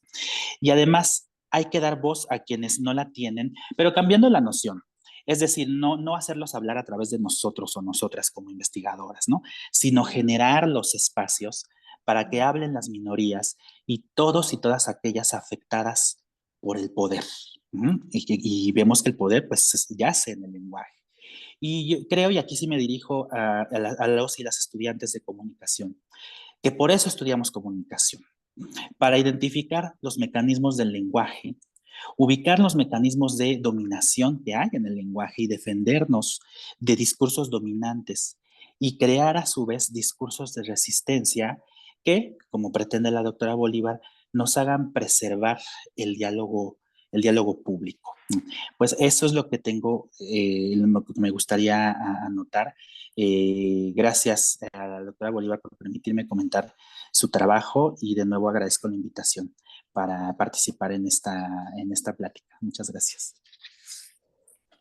Muchísimas gracias. Doctora Bolívar, no sé si quisiera comentar a esto que el doctor Suaste le hizo estos apuntes No, sí, quería agradecerle porque ha hecho una excelente presentación, discusión, me interpretó muy bien lo que yo he hecho en realidad y me alegra y le ofrezco toda mi cooperación en lo que yo pueda ayudarle, porque efectivamente sí hay que trabajar esto para abrir los espacios del diálogo, ¿no? Trabajar en pro del diálogo y hay que hacerlo en todos los espacios, ¿sí? Es la única forma de preservar las democracias como deben ser. Muchísimas gracias, doctora. Les voy a leer, tenemos una serie de preguntas del público y en este sentido, bueno, hay una serie de felicitaciones del doctor Fernando Castaños, por ejemplo, que la felicitan, doctora. Glenda Gracias. Castillo, también, muchas gracias por compartir las referencias, doctora. Lola Pérez pregunta, ¿qué puede suceder después del diálogo para asegurar implementación de políticas públicas siguiendo un modelo democrático? Si quiere, voy leyendo pregunta y responde, porque son Sí. preguntas que van... ¿Qué puede pasar? ¿Cómo? Después del diálogo. Sí, ¿qué puede suceder después del diálogo para asegurar la implementación de políticas públicas siguiendo un modelo democrático? Bueno, el diálogo se va construyendo poco a poco, no es algo que tú puedas hacer un día y ya aquí tengo el diálogo. Lo que tienes que construir primero son espacios democráticos, espacios para el diálogo, promover los encuentros del diálogo. Y va a salir y tener planes y propuestas de planificación, y van a salir en la medida en que los que dialogan, ¿verdad?, tienen como meta una meta común y están dispuestos a respetarse, a respetar las ideas de todos por un bien común, ¿no? Por un bien común, ¿sí? Okay. Así no puedes, digamos, pensar, vamos a promover el diálogo solamente, no, es el diálogo para qué. El diálogo debe tener un propósito. Si en este caso es la planificación, reunirse e ir asignando roles, ¿verdad? Y respetarse. Ese es el primer trabajo. Nosotros teníamos un seminario que se llamaba Discurso Político y Nuevos Espacios Democráticos. Entonces, ¿cuál era la idea? La idea era reunirnos en espacios donde pudiéramos todos éramos de diferentes disciplinas, pero contribuir desde nuestras perspectivas a fortalecer el diálogo político. Ok, muchísimas gracias. Nour bueno, dice excelente, gracias por su participación. Sebastián Sánchez pregunta a los ponentes, ¿por qué creen que el uso de estos discursos disruptivos sean tan eficaces en países de América Latina y cuál es la diferencia en que algunos sean bien recibidos y otros no? Qué pregunta, ¿verdad? ¿Sí? ¿Por qué los discursos estos discursos son bien recibidos? Porque apelan a las carencias de las personas, apelan a su sufrimiento, apelan a sus problemas, apelan a sus esperanzas, ¿no? Entonces, si les prometes que va a cambiar eso, por supuesto están contigo. En el caso de Trump, Trump está ofreciendo poner una America great, o sea, una América mejor para todos, ¿no? Y obviamente la gente cree que él lo puede hacer porque él es un tycoon, es un hombre que ha levantado imperio económico. Entonces pensarán, pues posiblemente lo puede con un país también, ¿no? Entonces la gente se apela a su sufrimiento, a sus carencias, a sus esperanzas, sobre todo las esperanzas. Y hay otra cosa, el amor. ¿Qué propone? ¿Cómo hace el líder populista para promover a su proyecto? A través del amor. Es el amor. Yo los amo, ustedes son mi objeto de amor, yo los voy a sacar de esto. Entonces es la promesa, es el líder carismático, es el líder populista que ofrece salvar la patria, ¿no? que ofrece milagros. ¿Sí? Y la gente siempre cree porque la esperanza no se pierde nunca. ¿Sí? Claro que sí. No sé, doctor Suaste, porque la pregunta era para los dos. Está bien. Ok. Totalmente de acuerdo y yo sí quisiera nada más enfatizar el trabajo del afecto en la enunciación, ¿no? Que antes de apelar a la razón, ¿sí? Toda enunciación, todo enunciado de los líderes políticos apela a los afectos de la gente, y como ya viendo lo explica la doctora, ¿no? Y que me gustaría añadir que pues, justamente ese análisis del afecto en el lenguaje, creo que todavía es un terreno que está por ampliarse, ¿no? Sí. De hecho, en el libro mío hay fotos sobre el amor, ¿no? El diálogo, el amor, Chávez, corazón de la patria, ¿no? Es decir, el amor es central, el amor al pueblo, ¿no? Y entonces el líder se convierte en protector, no solamente les da esa carencia afectiva, la llena con promesa, ¿no? Y con amor. con sacrificio, supuestamente, ¿no? Con mucho Claro. sacrificio. Recuerdo ahí en esto, y perdón que tome ahorita la palabra, ya se las devuelvo, que en la campaña, una de las campañas del actual presidente de México decía yo te AMLO, hablando en términos del amor, usando pues sus siglas, porque se le dice a Andrés Manuel López Obrador, AMLO, entonces yo te AMLO, ¿no? Era el juego de palabras, o sea, jugar con el amor con El él. amor es fundamental, sí. Ujú. Sentirse querido, protegido. Sí. Claro. Bien, Lola Pérez nos dice, bueno, les dice muy buenas palabras. Marta Shiro, excelente ponencia y comentarios muy apropiados. Cristina Davolio, excelente conferencia. Siempre es un gusto escuchar a la doctora Adriana Bolívar. Jessica Fernanda felicita, dice, muchas felicidades a la ponente y al comentarista. Gracias por la conferencia. Me gustaría pedir a la doctora Bolívar si pudiera profundizar en el tema de las disculpas. En México tenemos el ejemplo de la disculpa que solicitó el presidente Andrés Manuel López Obrador a España por la conquista en 1521. ¿Cuál hubiese sido la aportación de esta disculpa al diálogo? ¿Es pertinente? ¿Hay algún ejemplo de la función de esto? Bueno, mira, yo tengo un trabajo justamente sobre varios trabajos sobre la disculpa que están publicados en la revista Discurso y Sociedad en español, pero tengo otros en inglés sobre las disculpas de los jefes de Estado en caso de conflictos diplomáticos, ¿no? Y lo que pasa en realidad es que no se da la disculpa, se evita la disculpa, por lo menos en la política, ¿no? ¿Por qué? Porque la disculpa hace perder face, ¿cómo se dice? Perder imagen. El que se disculpa se debilita, ¿no? Entonces ningún jefe de Estado quiere pedir disculpas. De hecho, yo estudié intercambios entre Venezuela, Colombia, Colombia, Ecuador, Venezuela, España, para estudiar qué pasaba con la disculpa. Eso están todos publicados. Y era evitar la disculpa, ¿no? De hecho, la pelea que hubo entre el rey de España y Chávez, no se disculparon, ¿no? El rey le regaló una camisa que decía, ¿por qué no te callas? Y Chávez firmó un contrato para la Telefónica, es decir, y se acabó, no hubo, yo lo siento, es decir, parece ser que en la cultura anglosajona sí es necesario decir I'm sorry, lo siento mucho, ¿no? Y daría la disculpa en cada país de América Latina. En realidad no se puede generalizar, pero digamos, en la pragmática se dice que tiene que haber una disculpa, usar explícitamente lo siento, ¿no? O siento, o me disculpo, o alguna forma. Pero en la política la disculpa hace que se debilite el candidato o la persona, ¿no? Entonces lo que hace es buscar otras formas de disculpa, ¿no? Sí, de acercamiento, mejor dicho. Claro. Muchísimas gracias.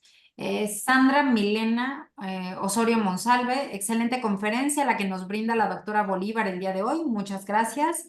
Chamada Letras dice, concordo, bueno, profesora Bolívar, es necesario construir espacios democráticos. Y Leopoldo Bourdain, gracias por la explicación tan clara de los conceptos, doctora. Me llevo como mensaje general para mi consejo electoral la mejora de la calidad del diálogo para transitar a una mejor democracia en el estado de Quintana Roo. Jessica Fernanda otra vez comenta, bueno, les agradece y dice muchas gracias por esta explicación sobre la disculpa que acaba de expresar. Estas son todas las preguntas del público. No sé, Alejandra, si tú tuvieras alguna pregunta en particular. Sí, doctora, bueno, sobre la palabra amor también se emplea ahora en la campaña de Claudia Sheinbaum, ¿no? Amor al pueblo. Y Bien, todos los candidatos de Moreno lo replican, ¿no? Esa es la esperanza y el amor son una de las palabras que más se emplean. de hecho lo son, porque la esperanza nunca se pierde, siempre. Así. Y la esperanza es lo que mueve la política. Esta vez sí va a resultar, esta vez sí va a salir, ¿no? Ahora vamos a salir de eso, sí. Y el amor, por supuesto, es central en la vida humana. Todos Claro. queremos ser amados, todos queremos ser queridos, tomados en cuenta y considerados. Entonces, quien toma en cuenta al otro va a ganar, ¿no? Claro. Sí. Y respecto a las disculpas, yo he encontrado en el discurso del presidente, ofrece disculpas cuando va a hablar sobre temas electorales porque está prohibido por la ley, ¿no? Entonces él lo que dice, discúlpenme, pero tengo que opinar porque para mí lo más importante es la democracia. Claro, pero ahí discúlpeme no es una disculpa, es un permiso. ¿Ok? Fíjate, la carga ilocutiva es de permiso. Él está pidiendo permiso al decir discúlpenme, pero tengo que. Él no está pidiendo disculpas por decir lo que va a decir, sino digamos, está más bien diciendo, miren lo que lo voy a hacer, ¿no? O sea, perdónenme que voy a hablar de esto, pero tú lo ves como disculpa, ¿sí? Así es. Sí puede ser una disculpa anticipada. Sí, puede ser una disculpa anticipada, pero tiene también tiene otra connotación, diría yo. Piensa. Sí, sí. Ahora bien, cuando uno trabaja con actos de habla, tiene que verlos en un contexto más amplio porque se concatenan, ¿no? O sea, nunca van solos, entonces van encadenados. Entonces la disculpa siempre tiene que venir detrás de otro acto, ¿no? Que puede haber sido un insulto, puede haber sido un abuso de poder, puede ser algo, pero siempre hay que ver cuál es el contexto de la disculpa, cómo se da, ¿sí? Y por qué se da y cómo se da, porque puede ser no verbal también, ¿no? Puede ser un sencillo apretón de manos, como se da entre los presidentes, solamente se da la mano, ¿no? Hubo un tremendo conflicto entre Perú y Venezuela con Alan García, y se dijeron de todo, unos insultos horribles, y al final se dieron la mano y se hicieron amigos para siempre, ¿no? Entonces, como eso, como que tú dices, bueno, todo esto es un circo, sencillamente, esto de las disculpas es como un escenario para medir fuerzas, pero en realidad no se trata de la típica disculpa en que tú de verdad lo sientes, ¿no? Y no es eso, son escenarios. Ok, doctora, y para mis compañeros del posgrado, ¿no? Que preparamos protocolos de investigación y queremos analizar discursos, vimos ya en su ponencia y sabemos que para analizar el discurso intervienen una serie de factores que hay que tomar en cuenta, ¿no?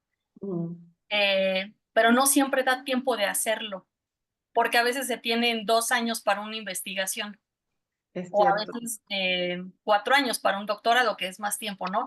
claro. ¿Qué recomienda usted jerarquizar pues las categorías y tomar todo en cuenta, tomar algo como telón de fondo eh, Bueno, primero que nada tienes que tener un problema y una pregunta. Si no tienes una pregunta de investigación, no hay nada, ¿no? Entonces tú tienes un contexto problemático y de ese contexto haces una pregunta que vas a responder. Dependiendo de la pregunta vas a diseñar tu método, a diseñar tu método. Si es un análisis cualitativo, las categorías van a surgir del corpus, del estudio, de la pregunta. Entonces es una cuestión dinámica. Es decir, el trabajo cualitativo, bueno, va a ser también cuantitativo y cualitativo, pero la parte cualitativa te va guiando la propia investigación, te dice qué viene ahora. Pero fíjate en el caso mío, yo empecé trabajando desde la pura lingüística. El caso de los pronombres personales, por ejemplo, los estudié en todos los presidentes, cómo usaban el yo, porque es el yo del personalismo, el yo, el tuyo, el nosotros, ¿no? Cómo se daba esa interacción. Y lo fui viendo con ciertas hipótesis de que eran características del personalismo. Pero resulta que sí, efectivamente son características del personalismo, sobre todo el yo. Pero hay variaciones que dependen del momento político, dependen del partido al que pertenezca, etcétera, ¿no? Entonces te surgen nuevas preguntas. Yo me hacía eso ahora. Si te vas a trabajar con, no sé cuál será tu pregunta, pero digamos con género discursivo. Por ejemplo, yo estudié la toma de protesta. Aquí en México se llama la toma de protesta, ¿verdad? La juramentación, que durante 50 años, 40 años, fue la misma, el mismo texto, 40 palabras. Yo, juro por la patria, listo. Bueno, llegó a tener 1000 palabras. Se transformó, desapareció como género. Entonces, esos cambios solo los puedes ver diacrónicamente, ¿no? Imagínate, el juramento ya pues es público y en la calle. Ya no hay esto tan formal de que tú lo haces ante la Constitución y las leyes, no. Tú lo juras en la calle, ¿no? O se ha jurado últimamente. Entonces, los géneros van cambiando porque cambia la gente. Entonces, el foco de la pregunta, ¿dónde va a ir? A la gente. Porque tú no puedes plantearte, voy a estudiar discursos presidenciales. ¿Pero para qué? ¿Para qué vas a estudiar? O voy a estudiar aquí la mañanera. ¿Pero por qué? ¿Para qué? Entonces, no se trata de estudiarlo solo como un género, porque eso es muy fácil. Ah, es un género que se inicia, así ya está, el contexto es este, hay toma de turno, el presidente habla, los periodistas habla tal cosa. Eso es facilísimo. El problema está en analizar justamente la interacción política que se da. Y ahí necesitas categorías de la política. Entonces tú trabajas generalmente con categorías políticas, categorías discursivas, ¿verdad? Y depende de cuáles son las disciplinas que tú vas a implementar, ¿no? ¿Cómo vas a trabajar? En el caso tuyo, ya sé, ¿no? Pues tienes que montar un problema en el que tengas categorías de análisis que te sirvan para explicar las preguntas o para responder a las preguntas. Y es fundamental tener datos. Es decir, todo eso que yo les hablé está fundamentado en datos. Por ejemplo, el programa Lo Presidente son millones de palabras, millones, más de 15 millones, y yo analicé, digamos, nada más 1 millón para estudiar la evolución entre democracia y revolución, cómo fue en el discurso subiendo revolución y bajando democracia, ¿no? Cosas así. Pero hay que tener datos porque no, si no, no tienes evidencia. O sea, un análisis sin evidencia lingüística para mí no es válido, porque si no es sencillamente un comentario de texto. Entonces hay una diferencia entre comentar un discurso a analizar un discurso, ¿no? Entonces tú puedes trabajarlo con otros, desde distintas perspectivas, pero tienes que tener corpus. Es más, si tú eliges el corpus, ese corpus, lo empiezas a leer y a estudiar, te va a llevar a hacerte preguntas. Y ahí vas a decidir si amplías el corpus, qué tipo de corpus va a tener. Pero arranca con uno inicialmente haciéndote preguntas. Digamos, metodológicamente, así es como se trabaja, ¿no? Y el mismo texto te va a decir qué tipo de lenguaje vas a analizar. O sea, tú no puedes tener aquí toda la teoría en la cabeza y dices, voy a analizar actos de habla. Ah, bueno, ¿y por qué? Ah, porque están en la teoría. No, tú tienes que ver si ese discurso que vas a analizar amerita que estudies los actos de habla. ¿Qué tipos de actos de habla? Si vale la pena, si no vale la pena, ¿verdad? O, por ejemplo, puedes estudiar cosas tan sencillas como la negación. Fíjate, la negación es fundamental. ¿Qué se niega? ¿Qué se afirma? ¿Qué se favorece? Nada más con la negación. El mundo posible. ¿Cuál es el mundo? Por ejemplo, todo lo que tiene que ver con lo hipotético, la hipoteticalidad. ¿Cómo sería el mundo si yo hiciera esto? O los mundos que se ofrecen. Discursivamente hay como 3 mundos, ¿no? El mundo que se materializa en la sintaxis afirmativa negativa. El mundo que podría ser, que es la modalidad, el campo de la modalidad, y el mundo que debería ser. Entonces, tú trabajas constantemente en discurso con esos 3 mundos. ¿Qué es? ¿Qué hay? Pues lo describe. Pero el que podría ser, eso te lo dicen los políticos, ¿no? Ah, no. Y también el que debería. Entonces, son discursos del deber ser y del podría ser. Entonces, eso es por eso que la lingüística es muy importante. Y no necesitas ser lingüista, pero asesorarte con lingüistas sí. De hecho, pienso yo que nuestro grupo multidisciplinar se fortaleció, porque los lingüistas que discutíamos con filósofos, por ejemplo, yo hablaba con Carlos, que era seguidor de Hannah Arendt, y su mayor, digamos, personaje epistémico, ¿no? Intelectual. Y yo aprendía, porque yo decía, pero es que tú no ves el diálogo de la manera que yo lo veo. ¿Tú has trabajado alguna vez análisis de la conversación? ¿Has trabajado pragmática? Vamos a hablar de pragmática y de análisis de conversación, y tú cuéntame de Hannah Arendt. Entonces, creo firmemente en los grupos interdisciplinares y multidisciplinares. Por ejemplo, estaba una colega de historia en nuestro grupo que nos echaba toda la historia de Venezuela. ¿Qué pasó? Yo no sabía nada, ¿no? Entonces te pones a estudiar historia, porque en los procesos históricos está la explicación para muchas cosas. El caudillismo, por ejemplo, en el caso nuestro, el caudillismo, ¿no? El populismo, ¿cómo surgió? Es decir, los años de dictadura que llevaron a la democracia y por qué se debilitó la democracia. Es decir, hay que hacerse preguntas en varios planos, ¿no? O sea, porque la metodología va a ser eso. La metodología tuya tiene que que tiene que ser una muestra de toda esa discusión que tú has tenido contigo misma, teórica, incluso consultando a otros especialistas, creo yo. Sí. Muchas Y gracias, luego, doctora. muy bien. Muchísimas gracias. Bueno, Sandra Milena Osorio Monsalve dice las promesas de cambio y Juan Alberto Rodríguez Méndez les pregunta, tiene algunas consultas para los dos. La primera, ¿cómo se relaciona el tema de la institucionalidad latinoamericana con la emergencia permanente de líderes que apelan a las emociones y a la movilización? ¿Cuál es la diferencia con Estados Unidos? En Estados Unidos, Trump apela a las emociones, enojo, indignación, pero Obama apeló a la promesa de un mejor futuro. Y dos, con respecto a las disculpas, ¿qué opinión les merece las disculpas públicas de otro tipo de actores? En España, hablar de pedir perdón es más común, como en el caso del técnico español Luis Rubiales, a la futbolista Jenny Hermoso, a quien besó en público sin su permiso.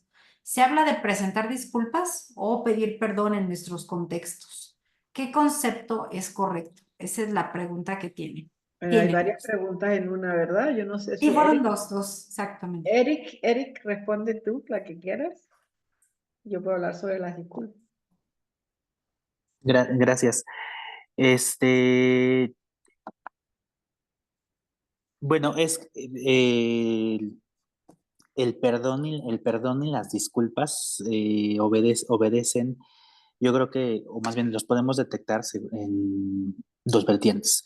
Uno, que ya apuntó de hecho la doctora Bolívar, es que hay que detectarlo en el análisis del discurso como una serie de actos. ¿Sí?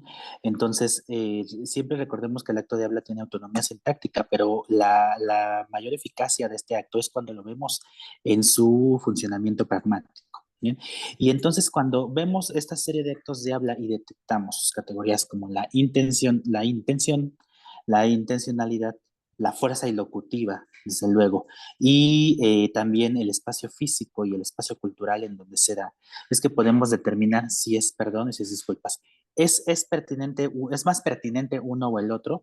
Yo, a reserva de lo que opina la doctora, yo digo que no es que uno sea más pertinente que el otro, es que se utilizan en situaciones, en contextos discursivos específicos, y entonces tenemos que detectar cómo se está organizando el aparato formal de enunciación. Ajá, y tenemos que analizar la serie de actos, ajá, y añadiría la distancia social que hay entre los interlocutores para saber si efectivamente lo que se solicita es perdón o se solicita disculpas. En el caso de este periodista que además ofrece perdón a una mujer, hay un distanciamiento social en función del género, en función de la profesión y en función del lugar de poder que se ocupa. Y si tomamos en cuenta eso, entonces el perdón puede ser pertinente, ¿sí? Porque además, y es lo último que puedo sumar, está la coyuntura, es decir, el discurso donde se está transformando esta normalización, por ejemplo, de la violencia de género. Entonces hay que hacernos más conscientes de ella y ahora esa conciencia implica cambiar nuestros dichos y cambiar nuestra relación hacia, en este caso, las mujeres, ¿no? Bien, tengo que analizar absolutamente todo esto en un proyecto de investigación, dicho sea de paso. No, podríamos analizar la distancia social entre interlocutores, por ejemplo, pero aquí sí apelo a lo que dijo la doctora Bolívar, es que tenemos que ubicar un problema en lo que queremos estudiar, porque describir la situación de discurso con todas las categorías, en efecto, es fácil. Es un ejercicio práctico, sobre todo para estudiantes de licenciatura que están teniendo su primer contacto, pero sí tenemos que problematizar, ¿no?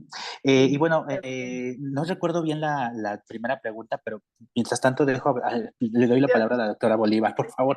Sí. Bueno, me parece que tu propuesta fue muy buena, así que yo no tengo nada que agregar, pero solamente una cosa, llamar la atención a la diferencia entre lo que es un acto discursivo y lo que es un acto moral, ¿verdad? Porque el perdón puede ser un problema moral. En cambio, la disculpa es un acto de reparación del discurso, del habla. Una reparación que se necesita, es un acto de reparación. Y en cambio, pues ya el perdón es otra cosa, es otro plano de análisis, diría yo. Entonces, ¿por qué la disculpa? Porque hay, digamos, en el lenguaje, ya está, digamos, aceptado que hay fórmulas que son culturalmente aceptadas, ¿no? La de pedir disculpas, decir yo lo siento, es I'm sorry en inglés, pero en español se dice yo lo siento, ¿no? Cada lengua tiene fórmulas lingüísticas para pedir la disculpa. Y el perdón es otra cosa, creo yo, que es ya un acto que lleva mucho más que la parte de reparación de un acto discursivo, ¿no? Es una reparación moral. Fíjense que los perdones por las guerras, por ejemplo, eso no puede ser una disculpa, es un perdón, porque va más allá, porque están las muertes involucradas, ¿no? Entonces, la disculpa es una violación de normas discursivas. En cambio, el perdón es violación de normas de humanidad, ¿no? De la vida humana, que atentan contra la vida humana. También, por supuesto, la vida en sociedad como grupos. Yo creo que hay una diferencia sutil, pero hay una diferencia. Ahora, se puede usar la palabra perdón para pedir disculpas, por supuesto. Ay, perdóname, llegué tarde, ¿no? Perdóname. Y eso no significa que estés perdonando, ¿no? Sí. Muchísimas gracias.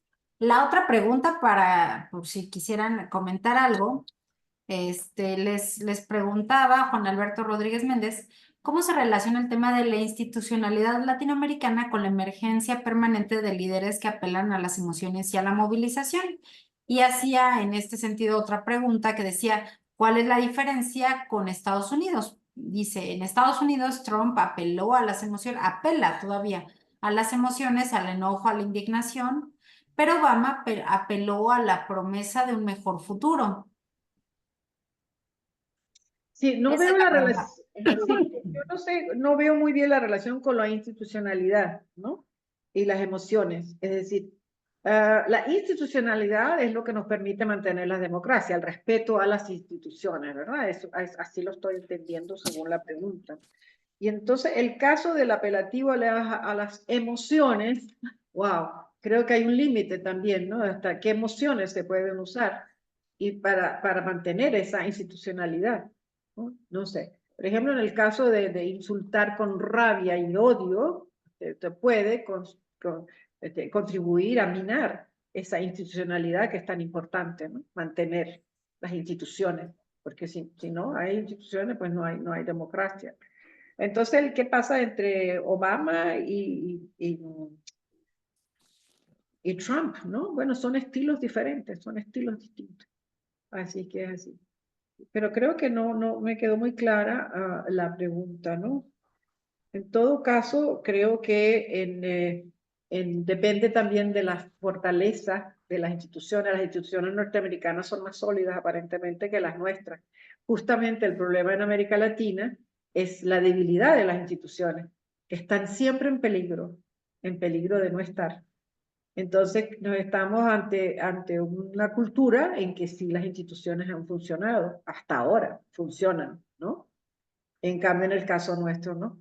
En el caso nuestro, eso es justamente uno de los problemas que tenemos, fortalecer las instituciones democráticas, Claro. el No sé, respeto a las doctor constituciones. Suaste. Ah, perdón, sí. No, ya. Yo también tengo el problema de saber en qué sentido están preguntando por la institucionalidad. Ahora, voy a dar otra respuesta y aquí voy a también a apelar a la sociología de las emociones, hablando de interdisciplinariedad. Y bueno, su argumento de que las emociones son construidas social y culturalmente y por tanto hemos llegado, como son parte de la construcción de la realidad, pues hemos llegado a institucionalizar formas de sentir. Y estas formas de sentir que designan experiencias a través de los conceptos, es decir, que el enojo, la rabia, el odio, el desprecio y otros afectos positivos como el amor, la bondad y demás, son conceptos que designan experiencias, pero son experiencias que en la política están institucionalizadas. Y que lo que yo vería nada más es que la similitud, o más bien el funcionamiento, no voy a hablar de similitud, pero el funcionamiento es que Trump promete en el discurso desaparecer lo de antes, y así funciona la política. Si la política funciona por esperanza, es porque también prometen que desaparecerá lo de antes que no funciona. Ajá. Y prometen que la esperanza viene con el cambio que ellos darán. Ajá. Y entonces es allí cuando apelan a diferentes emociones, ¿sí? Y a la utilidad de las emociones. Lo de antes no sirve. Lo de antes te sumió en el miedo, en la desesperanza, en la pobreza. Lo que viene, como ya apuntaba la doctora Bolívar, es la esperanza, es el cambio, la transformación, más seguridad, más... ¿so? Que todo es virtual. Siempre en la política todo es virtual. ¿No? Llegar a otro sexenio donde sigan descalificando lo anterior. Estas es las observaciones que podría hacer. Pero sí, siempre apuntando también que sí tuve un poco de conflicto con cómo maneja quien nos pregunta, en qué sentido pregunta por la institucionalidad, ¿no? Porque también puede ser instituciones políticas y bueno, ahí nos extenderíamos, ¿no? Con el debate. Muchísimas gracias y gracias a ustedes dos por esta primera Una la foto. ¿Sí? ¿Mande? No, estaba pensando que si ibas a tomar una foto. Ah, no sé si quiera, ahorita que terminemos. Ah, ok. Pensé que Claro que estaba... sí. Bueno, yo les agradezco muchísimo. Ya no hay preguntas de parte de la audiencia que estuvo bastante activa en las redes del Centro de Estudios en Ciencias de la Comunicación. Yo le agradezco, doctora Bolívar, por su exposición sobre el tema del discurso disruptivo y la descortesía ideológica y esto cómo pues, erosiona las relaciones democráticas. Le agradezco también al doctor Eric Suaste por sus comentarios al respecto bueno, de la conferencia que dictó la doctora Bolívar y que además aportaron elementos desde teoría de las emociones y teoría de los afectos, más bien, que nutren mucho estas reflexiones de carácter y multidisciplinarios. Les agradezco muchísimo a nuestra audiencia, a la Facultad de Ciencias Políticas y Sociales, al Centro de Estudios en Ciencias de la Comunicación y al Centro de Estudios Políticos por las gestiones para este seminario internacional que lleva por título Discurso y Poder en Entornos Polarizados, Reflexiones Teóricas e Implicaciones en la Vida Cotidiana. Invitamos a nuestra audiencia para que nos sigan. Nuestra próxima sesión va a ser la próxima semana, el día 9 de abril, perdón, en donde también tendremos participación de un conferencista que va a dictar ideas sobre el discurso populista y el discurso democrático. Yo les agradezco, doctora Bolívar y doctor Suaste, y también a la maestra Alejandra Patricia de Alba Moreno Ballesteros por el apoyo en todas esta sesión. Muchas gracias a todos y sigan las transmisiones de los siguientes eventos. Muchísimas gracias. Muchísimas gracias a ustedes. Ha sido un gusto enorme estar con ustedes. Gracias por la Pronto. invitación y saludos a todos y a todas. Ya está fuera de transmisión. Creo que puedo detener aquí la Ya. grabación.